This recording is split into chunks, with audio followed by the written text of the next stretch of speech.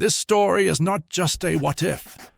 You will see 3 different outcomes, from disaster to moral victory. After the 2nd and 4th chapters, there is no turning back. That is where the course of events changes. Nothing is made up. Everything could have happened exactly like this. What happens when a railway engineer warns of a disaster and is fired for causing panic? He was a nobody, until his designs began saving entire armies. What happened next changed the course of the entire war, the platform they ignored. Brest-Litovsk Station, Western USSR, June 1939. It started with a bench. Not a throne, not a podium, not even a desk in a grand war room, just a busted old wooden bench on Platform 3, next to Track 6. The kind you don't notice until it's missing. For decades it stood under the cracked iron canopy, carved up by knife tips and initials, soaked through with decades of rain and sweat. Then one day, without warning, someone had it ripped out. In its place stood Mikhail Steinberg, a civil engineer in a sweat-stained shirt and scuffed leather shoes, holding a manila folder thick with warnings nobody wanted to hear. He wasn't there to fix benches. He was there because he saw something coming. Not because he had dreams or visions or classified intercepts, but because he listened to the steel. Steinberg had spent 16 years listening to trains, listening to the rails scream when overloaded, listening to the echo of traffic patterns during silent nights, listening to the station masters curse the way westbound cargo lines bottlenecked into absurd, outdated junctions built for a century that didn't exist anymore. And what he heard in June 1939 scared him more than anything else. Silence where there should have been movement. The West was getting quiet. Too quiet. No agreement, no pact, no room for warnings. There was no Molotov-Ribbentrop Pact. Negotiations had stalled. Distrust ran too deep. Hitler didn't like waiting. Stalin didn't like sharing. No backroom handshake. No secret protocols dividing Poland like a loaf of stolen bread. But no one told Steinberg that. No one needed to. He wasn't in the room with Stalin or Molotov. He wasn't even in Moscow. He was in Brest, a border town with a train station older than the revolution, with junctions so outdated they should have been in a museum, not on the frontier of an increasingly unstable Europe. And while diplomats bickered, he ran numbers, diagrams, flow charts. What happens if the Wehrmacht crosses the border without a warning? Answer: chaos. What happens if you need to evacuate civilians through single-track corridors with collapsing bridges and sabotaged signaling? Answer: catastrophe. He wrote it all down, 32 pages, precise, sober, brutally clear. He submitted the report to the Transportation Commissariat, the General Staff, even slipped a copy to the Regional Party Committee, and waited, and waited. Nothing. The cost of compassion. That morning, as he was heading to the Western Military Rail Command to plead for emergency clearance to begin upgrades, he stopped. A woman on the platform, late 60s maybe, in a faded blue shawl clutching a wicker basket, was being shouted at by a station officer. She'd lost her ticket. Was trying to explain she had to reach her son in Baranovici, sick with pneumonia. The officer didn't care. Neither did the guards, who started dragging her off the platform. Steinberg stepped in, gave his name, covered her fare from his own pocket, took her by the arm and walked her onto the train. Small gesture. 5 minutes meant the world to her, cost him everything. He arrived late to the military office. The room was filled with uniforms, high collars, medals that jingled with pride, faces that barely moved when he entered. "Name," one of them asked, not looking up. "Mikhail Iosifovich Steinberg, Civil Rail Engineer, Western Sector. You're late. There was a situation at the station. We don't care about station situations," barked another, taller, sharper. "We care about protocol, and you're already off it." He tried to explain, spoke calmly, described the weaknesses, the pressure points, the outdated bridges over the Bug River, the blind curves near Kobrin, the backups caused by underpowered switching yards in Pinsk. They barely listened. One colonel leaned back, arms crossed, and said it flat out. "We're not preparing for war. We're preparing for peace." The system kicks back. He left the meeting with a memo. Denied. Not because he was wrong, but because he wasn't authorized to be right. A week later, he tried to reroute a spare rail crew from Minsk to start preliminary reinforcement work. Unauthorized action. He got reprimanded. 2 days after that, he bypassed a logistics approval process to allocate extra signaling equipment to a bottleneck junction near Tiraspol. Summoned again. This time with consequences.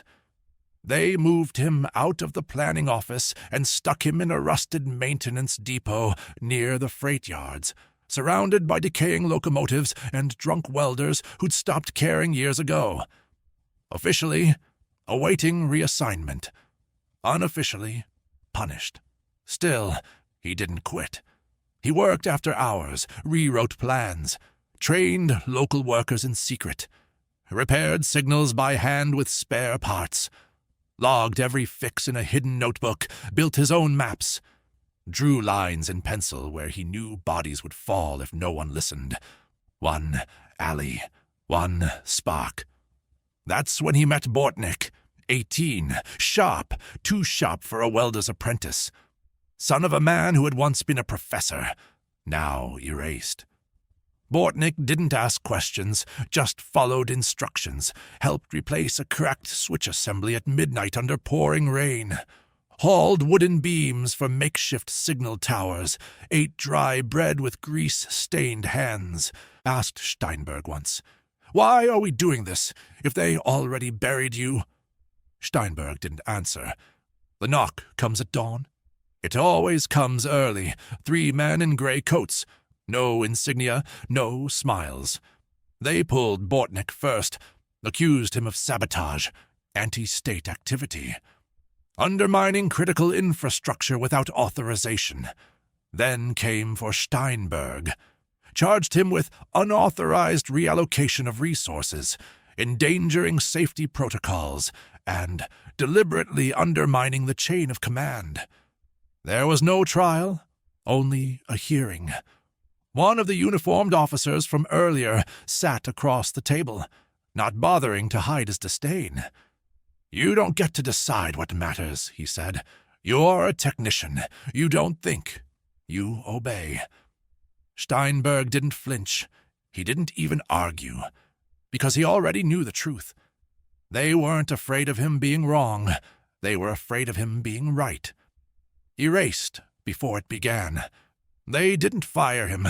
They reassigned him to a warehouse near WWII, cataloging spare bolts and rivets. No plans, no maps, no pencils, just boxes. He never saw Bortnik again, and Platform 3 remained silent. No bench, no trains, no upgrades. Just the sound of wind across rusted tracks and the slow, hollow echo of warnings gone unheard. Everything broke at once. September 2nd, 1939, 04:45 a.m., Brest-Litovsk, Western USSR. It wasn't a roar, it was a rumble, low, mechanical, unfamiliar. At first the guards thought it was thunder. A distant train, maybe. Something heavy moving across the fields. But then came the flashes. Not lightning, not nature. Flashes of muzzle bursts, rising like angry fireflies in the mist beyond the Bug River. And then the ground shook. The station's night dispatcher spilled his tea. The phone lines went dead. and the platform that had ignored every warning turned into a battlefield. No pact, no delay, no mercy. Without the Molotov-Ribbentrop Pact, there was no partition, no buffer, no illusion of non-aggression. So when the Wehrmacht surged eastward into Poland on September 1st, there was no backdoor agreement holding them back. They kept moving.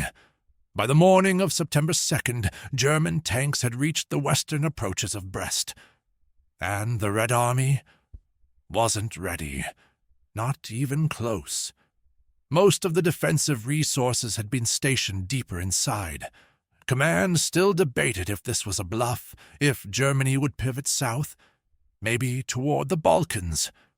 The regional staff had no clear orders, no reinforcement routes, no fallback protocols. Why? Because Steinberg's plans were buried in a drawer in Baranovici. Because the people who could have made decisions were too busy denying that decisions were needed. So when the first shells landed near the rail yard, there was no coordinated response. The first collapse. Tracks of fire. The westbound lines out of Brest weren't just outdated. They were exposed. Artillery flattened the switching station in less than 10 minutes. Fire spread to the adjacent supply depot. Fuel barrels ignited. Freight cars exploded like firecrackers. A column of refugees trying to board the last eastbound train was caught in the blast radius. Among them, children, elderly, wounded from border towns who tried to escape early. There were no medical units on standby, no evacuation corridors, no radio contact with regional command, because the signals had never been modernized, because Steinberg's report had been marked non-critical, because the system didn't fail, it refused to begin. Bortnick's station 30 kilometers north, in a small junction town called Motikali, a half-functional switching station tried to reroute a train full of medical supplies to Pinsk. Tried. The signal tower had partially collapsed the year prior. No one fixed it. That station had been under Steinberg's recommended upgrade list. Ignored. Bortnick. Yes, that Bortnick was there. He hadn't been sent to a prison exactly. Just forgotten. Swept away into a distant track inspection crew after his arrest. The kind of punishment designed to erase, not punish. But he hadn't stopped thinking, and when he saw the smoke rising on the horizon, he didn't wait. He grabbed a wrench, climbed up the rotted ladder, manually rewired the switching gear using leftover copper wire and duct tape. He rerouted the train, saved it. And when the Wehrmacht shell landed 5 minutes later, it hit an empty siding. But no one ever heard that story, because 2 days later, Bortnick died when a wooden beam collapsed in a burning control cabin. No medals, no record, just silence. The second collapse, command without maps. Back in the Brest military rail. HQ, phones rang without answers. Generals shouted over each other, demanding updates, demanding reroutes, demanding answers no one could give. Why can't we evacuate the 13th Battalion? Why are reinforcements stuck in Kobrin? Why hasn't the 4th Mobile Division received their fuel? Because the maps they used were 5 years old, because the bridges they depended on had rotted, because the bottlenecks had been predicted and ignored. One of the staff officers, a young cartographer named Semyon Turovsky, pulled out a tattered folder marked Steinberg. Inside, hand-drawn overlays, alternate routing strategies, emergency detour plans, platform expansion estimates, color-coded priorities. He brought it to the general. The general didn't even look up. You think I'm going to bet our command structure on the work of a disgraced technician? The folder stayed on the floor, under a chair, until it burned. The third collapse. Logistics kills. 3 days into the German advance, the front fractured. Not from firepower, from confusion. Soldiers moved without direction. Medical supplies sat on disconnected platforms. Ammunition trains stalled behind derailed livestock cars. Civilians flooded roads meant for tanks. Trains intended for troop reinforcements ran out of coal. There were brave people. Conductors who drove into fire, nurses who built clinics out of abandoned freight cars, engineers who tried to rig emergency signals. But bravery doesn't replace systems. And this system, this one, chose pride over preparation. By September 6th, Brest had fallen. Pinsk followed. Tens of thousands were dead or missing. The West bled while Moscow debated semantics. Where was Steinberg? WWII warehouse, 4th shelf, cataloging bolts. When he heard the bombing had reached Brest, he walked out. No one stopped him. No one cared. He made it as far as a bridge near Slonim before an infantry unit caught him, mistook him for a deserter, and threw him in a holding truck. He spent the next week in a transit camp outside Minsk. No one asked what he knew. No one checked his credentials. Until one day, a lieutenant, not much older than Bortnik, found the worn notebook in his bag, flipped through the pages. "What is this?" "Answers," Steinberg said quietly. "Too late, maybe, but still answers." The lieutenant read in silence. His hands shook. Then he walked away and never came back. The end of warnings. When the dust settled, a special commission was formed to investigate the logistical failure in the Western Corridor. They interviewed 15 commanders. They analyzed 13 destroyed routes. They published a 200-page report. Steinberg's name appeared once, misspelled. The final conclusion: insufficient coordination due to unexpected enemy aggression. No mention of ignored memos, no mention of cancelled upgrades, no mention of benches, or platforms, or men who saw the fire before it started. Sometimes the system wins, and the price is the people who could have been saved. But what if someone had spoken up? What you're about to see is another reality. One where someone dared to break the rules. What if they really hadn't shaken hands? History could have turned out differently, and we'll tell you exactly how. If you like these what-if scenarios, subscribe so you don't miss the most important ones. And write in the comments, what would you do if you saw trouble coming and no one listened to you? The Bridge Between Orders. September 4th, 1939, WWII, Western USSR. It was the morning after everything collapsed. In the burned-out office of a district logistics depot, the ceiling sagged like a drunk old man. The phones were dead. The floor was wet from a broken pipe. On the desk sat a stack of unclaimed supply orders, each marked pending authorization. A small iron kettle sat cold beside them, and in the middle of it all, sitting on a wooden crate, was Lieutenant Pavel Gurin. 26, breathing slowly, staring at the notebook in his hands like it had been written by a ghost. The name on the first page, M.I. Steinberg. The date, July 17th, 1939. The title, Emergency Restructuring Proposal, Western Corridor. It was precise, cold, analytical. Yet underneath the calculations, Gurin felt something deeply human. Fear, not cowardice, not panic, but the kind of fear you feel when you realize the fire's already in the walls. One man, one map, one shot. The day before, Gurin had stumbled across Steinberg's transport file during intake at the holding camp.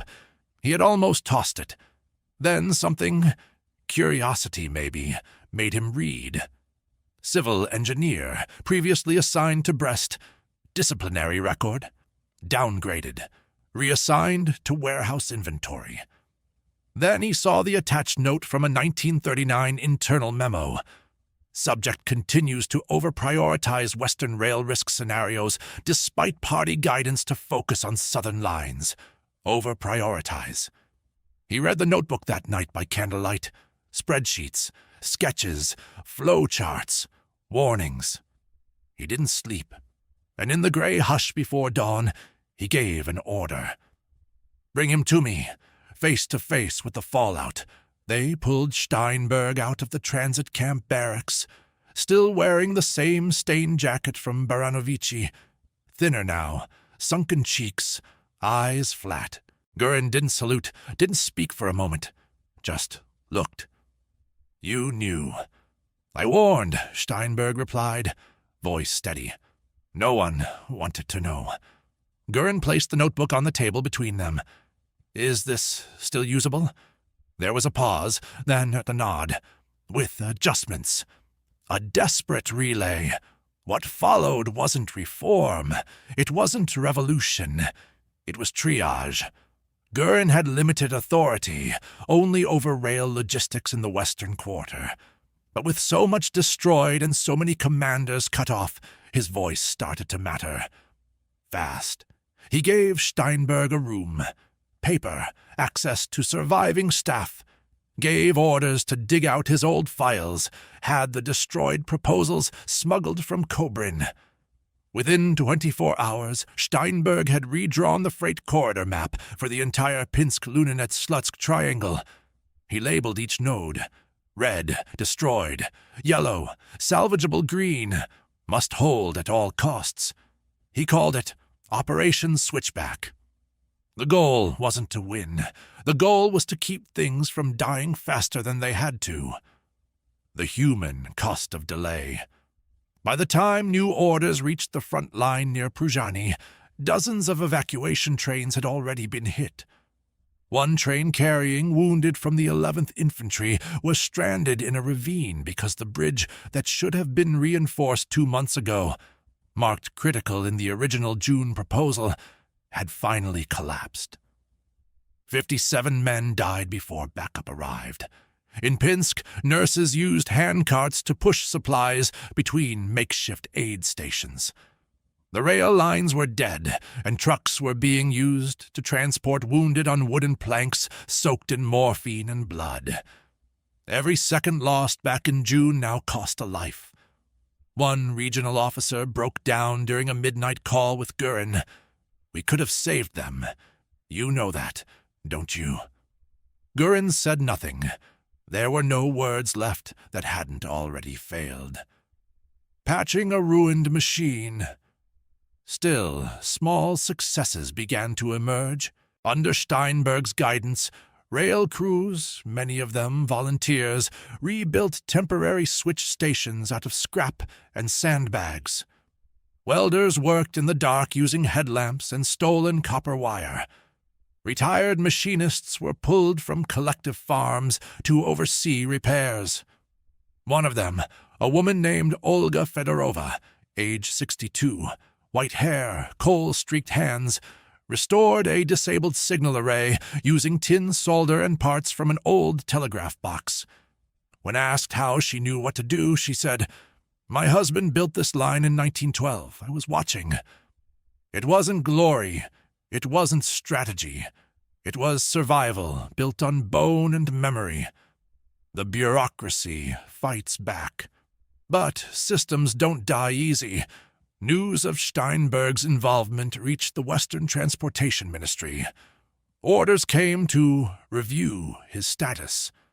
A formal reprimand was issued to Gurin for unauthorized use of demoted personnel in critical planning roles. They were told to cease. They didn't. Instead, Gurin quietly rerouted command authority through an old wartime provision, Clause 7G, granting emergency discretion in zones of compromised communication. Technically, it was legal. Morally, it was necessary. Still, they worked in fear. Steinberg stopped signing documents. Instead, he initialed them with chalk on the backs of shipping crates or whispered coordinates to runners who memorized them like scripture. They called him the Ghost. The night of the bridge. The turning point came on September 11th. A vital rail bridge outside Slutsk was holding. Barely. German reconnaissance planes had spotted it. An air raid was expected within hours. If the bridge fell, the 4th Reserve Army would be cut off permanently. There were no artillery defenses, but there was one working train engine and a dozen flatbeds. And one last plan. Steinberg proposed parking every empty freight car they had on the bridge itself. Bait. Then, once the raid began, detonate charges just ahead of the western side of the track, creating the illusion that the bridge had already been hit. Risky. Maybe suicidal. Gurin gave the go-ahead. The raid came at 2 a.m. The decoy worked. Bombers hit the empty train dead center, thinking they'd scored a kill. The real supply line rerouted through a forest track just 3 kilometers north. Steinberg's last-minute corridor survived. 7 trains made it through by dawn. The 4th Army held. Barely. Recognition without celebration word spread. Quietly, not publicly, but in certain ranks people began asking, who built these fallback lines? Who drew these maps? Who saved the corridor? No answers were given, because to recognize the source was to admit the mistake.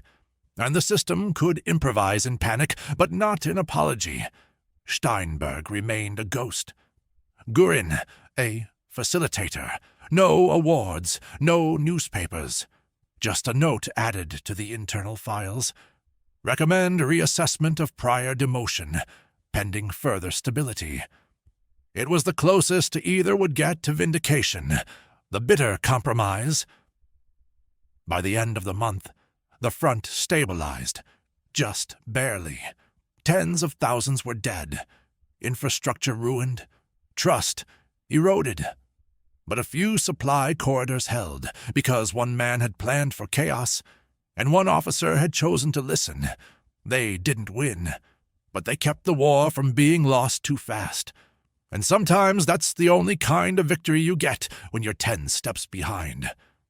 Not a win, not a loss. October 1939, eastern Belarus between Slutsk and Mogilev.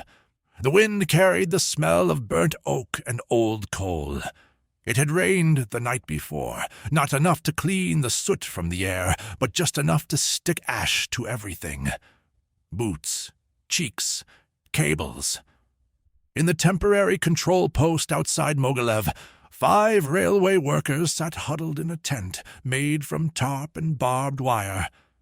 They were eating black bread from a shared cloth and arguing about whether a railway is alive or dead. One said it breathes through its engines. Another said it dies the moment a signal doesn't answer back.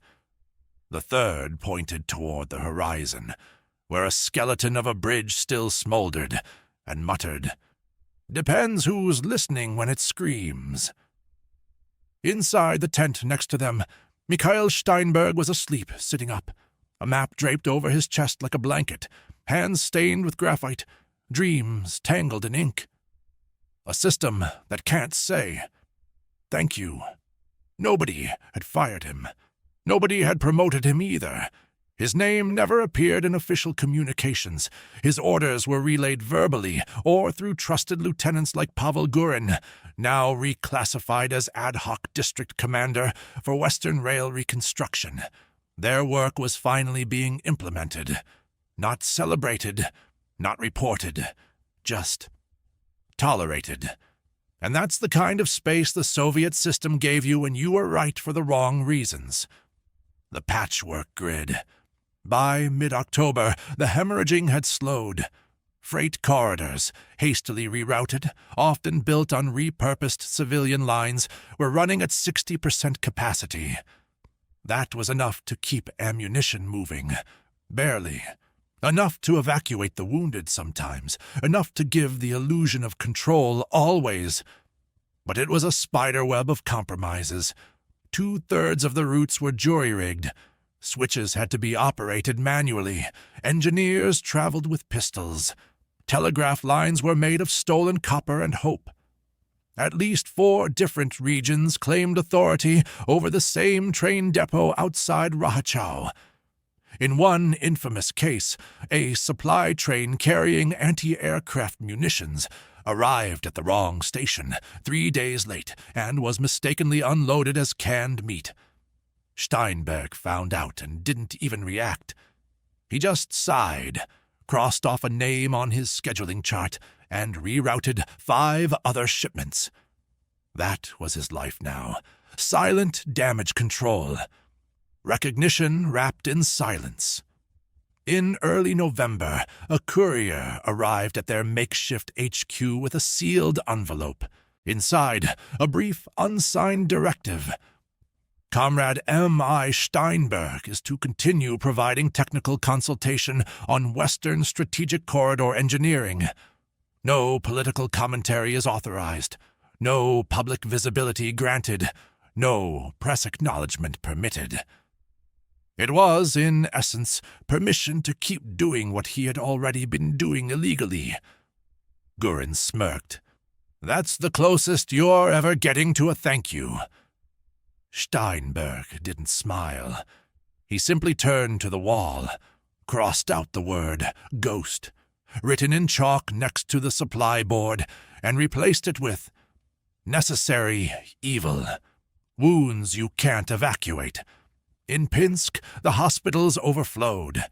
Many of the wounded had survived only because Steinberg's alternate supply route had held, but the system hadn't been fast enough. One boy, 17, conscripted early, shrapnel in his spine, lay in a cot under a broken window. Steinberg met his mother. She didn't know who he was. She said thank you, tears running down her cheeks, holding her son's cold hand. Thank you for the train. Thank you for the morphine. Thank you that he was still breathing. He tried to speak. Couldn't. Just nodded. Took off his cap, walked away. That night, he didn't sleep. Not because of guilt. He knew what he'd done. But because Wright had arrived late, and the kid would never walk again. The engineers they feared. In November, a formal committee visited from Moscow. 4 men in clean coats, clipboard carriers, all of them older, politely combative. They asked questions that sounded like traps. Why was this station prioritized over Pruzhany? Who authorized this steel purchase? Are you aware this routing contradicts Standard Protocol 4D? Steinberg answered evenly. He showed data, diagrams, proof of fuel saved, units moved, time cut. One of the inspectors, tall and dry-eyed, flipped through the folder. You understand that none of this was sanctioned? Yes. Then why did you proceed? Because delay kills. No one replied. They left the next morning. 3 days later, the entire corridor was placed under a new administrative label. Emergency Integrated Sector 4A. Steinberg's maps were used as templates. His name wasn't attached. Gurin's choice, Lieutenant Gurin, was offered promotion to a formal colonelcy. He declined. Instead, he requested transfer to the newly formed Field Logistics Command, citing personal obligation to unfinished infrastructure stabilization. He didn't tell anyone, but privately, he knew. The system was beginning to adopt the ideas, but not the people. A quiet exit. In December, Steinberg requested release from active duty. His reasoning was simple. The corridor stands. I don't. He was tired, 37, gray in the temples, cough that never went away. The request was neither approved nor denied. It just wasn't processed. So he kept working, quietly, in smaller and smaller roles, advising, listening, fixing errors others refused to admit. One night, he walked the tracks near Slutsk alone, checking a signal post by hand. It was raining again, a thin, mean rain that didn't clean anything. He sat on a bench. Not the old kind. This one was new, crude, nailed together from leftover platform boards. One of the welders had put it there for brakes. He lit a cigarette. coughed, closed his eyes. He didn't feel victory, just stillness. The double life of a victory. When Moscow's official war bulletin released its first report on the Western containment success, it credited regional commanders for exceptional resilience under sudden aggression. It cited innovative rail solutions, heroic repair efforts, worker unity in the face of disruption. No names, no ghosts, no Steinberg. But the trains were moving, and sometimes that's all a system needs to believe in its own version of events. Legacy without ownership. Months later, someone sent Steinberg a package. No return address. Inside, a folded map marked Corridor 4A, Initial Routing Revision. A military medal with no citation. A note written in a hand he didn't recognize. They'll never say your name, but they use your roads now. He folded the map, placed it under his bed, and went back to work. Because even a partial victory needs someone to maintain it. Yes, they survived. But survival is not victory. What if the ideas for which they were punished finally gained strength? Next comes the denouement, in which everything fell into place at the right time. The tracks they couldn't block. February 1940, Smolensk. Soviet Western Command, Railworks HQ. There's a sound that only train yards know. It's not the clang of metal or the hiss of steam. It's the moment when everything locks in. Gears align, signals go green, and 4,000 tons of steel start crawling forward with purpose.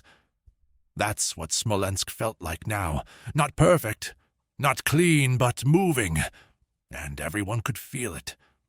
They weren't calling it Steinberg's plan. Not officially. But ask any shift supervisor or depot foreman what got their corridor moving again, and they'd point to the wall maps, the ones with blue pencil notations, revised cross-routing schemes, and strange names like Counterflow Node Bravo. Every one of those notes traced back to the same hand. The man they'd tried to bury under silence. The one still riding platform to platform in a patched-up overcoat and muddy boots. Mikhail Steinberg was no longer invisible. The new command doesn't ask for permission. The shift began with a whisper, not a revolution. In early January 1940, the old Western Logistics Directorate was dissolved after a quiet purge. Inefficiency, they called it. But everyone knew. The numbers had turned. The old guard's delay had cost lives. Moscow needed results. Enter General Larisa Nikitina, 48, former civil engineer turned combat logistics officer, one of the few high-ranking women in the entire Soviet command, and one of the even fewer who'd read everything. On her first day in Smolensk, she walked into the planning room with 2 boxes. One labeled authorizations, the other refusals. She dumped both on the floor and lit a cigarette. I don't care who approved what. I care who made it work. Someone in the room said Steinberg's name. She looked up. Still alive? Yes. Good. Bring him in. The first time, someone listened. The meeting took place in a cramped office with a broken radiator. Nikitina didn't sit behind a desk. She sat across from him, knees nearly touching like she was interrogating gravity itself. I've read your proposals, all of them, she said, even the ones marked confidential and burned. He didn't respond. I know they passed you over. Know they demoted you. Know they sent your apprentice to die fixing a switch you warned them about. I also know the only reason the war didn't reach Moscow by December is because of your contingency nets. She leaned forward. So, here's what I want. No politics, no slogans. Just tell me, what would it take to win the logistical war in 90 days? Steinberg looked at her, and for the first time in a year, he told the truth out loud. Autonomy. steel, wire, and 5,000 men who don't ask why we're rebuilding backwards." She smiled. "You've got 4,000.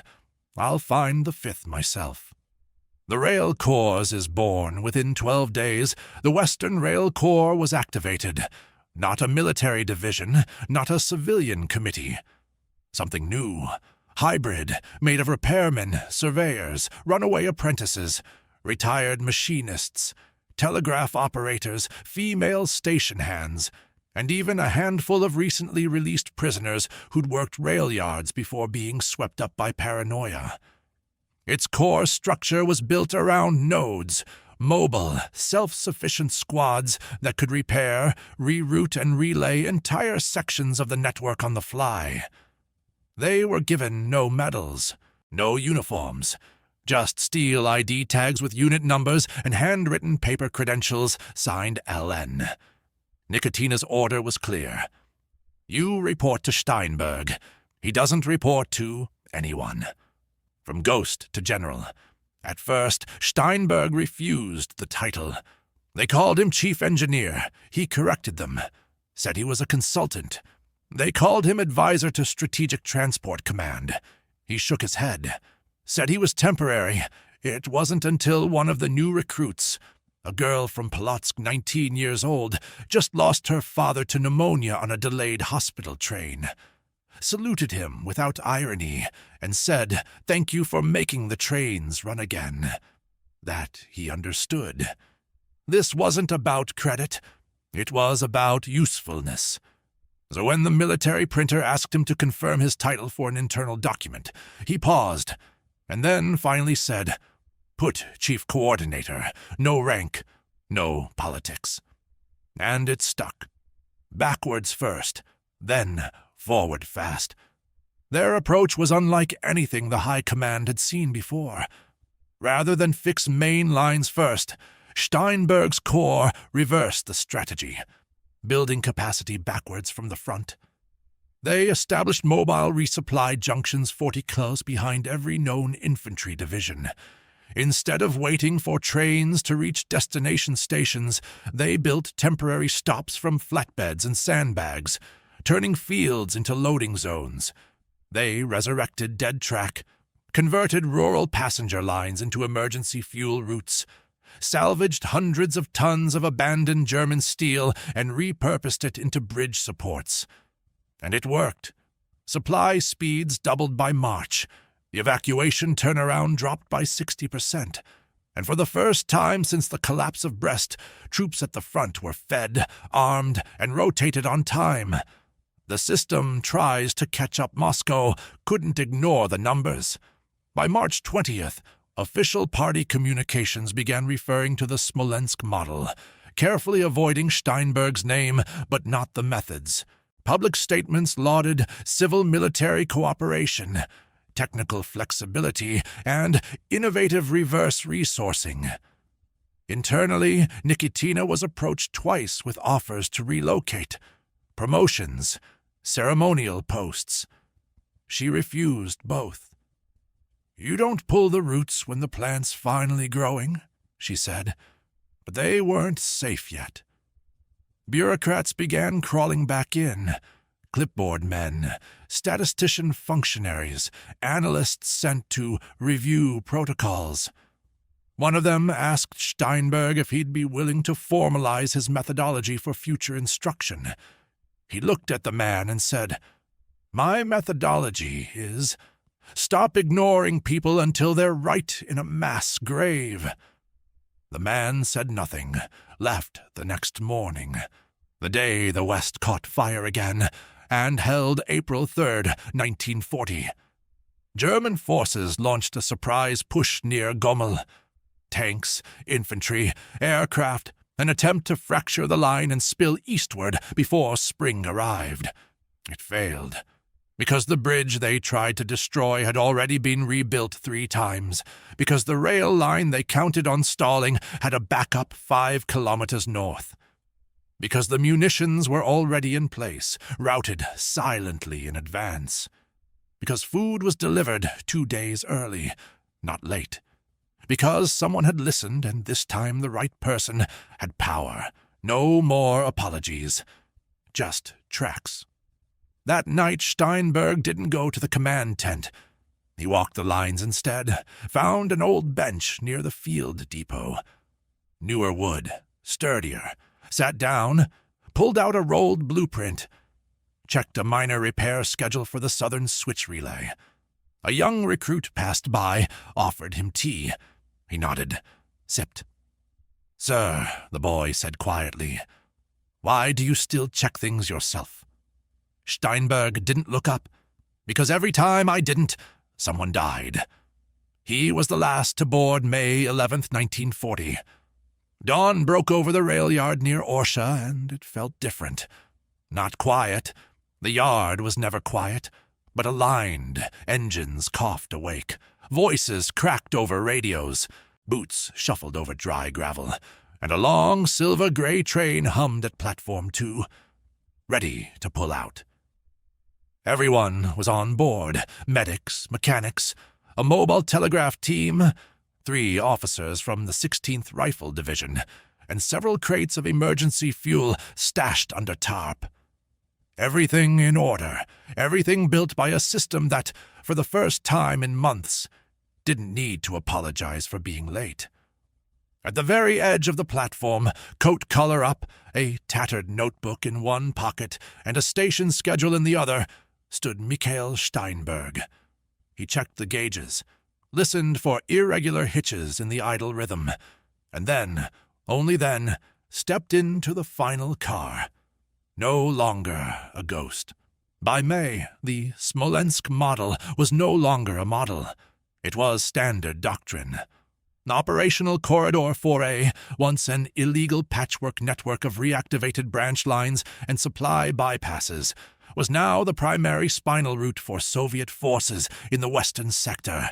More importantly, it held. It held through raids. It held through sabotage. It held when 2 other northern corridors collapsed due to flooding. Because it had been built by people who understood failure, not as a theory, but as a memory. And because one man refused to let silence win. The recognition that came with consequence. On June 2nd, 1940, General Larisa Nikitina received a sealed cable, stamped top secret, signed by a member of the State Defense Committee. It read, "Effective immediately. M.I. Steinberg is to be recognized as Principal Civil Engineer, Level 1, under direct authority of Western Strategic Rail Command. His status is hereby regularized and his past disciplinary record expunged." It wasn't an award. It wasn't a parade. But it was the first official acknowledgement of his name in a chain of command document in nearly a year. Nikitina smiled and slid it across the table. He didn't touch it, didn't react. Just said, "Put it where it won't get wet." The officers who tried to break him, they came back. Not all, but enough. Colonel Zharkov, once the man who dismissed Steinberg as a civilian with panic in his mouth, now stood at the foot of the new corridor map, tracing lines with a gloved finger. "This node shouldn't work," he muttered. "It works because we didn't ask for your approval," Nikitina replied. Zharkov turned to Steinberg, eyes hard, voice tight. "You think you're smarter than us?" "No," Steinberg answered calmly. "I just listened when you refused to. And that was it. No yelling, no punishment, because now the only measure was results, and the scoreboard wasn't in their favor. Some officers left quietly, others stayed. A few, grudgingly, asked to learn, a corridor of lives. Every train that ran on 4A carried more than cargo. It carried proof.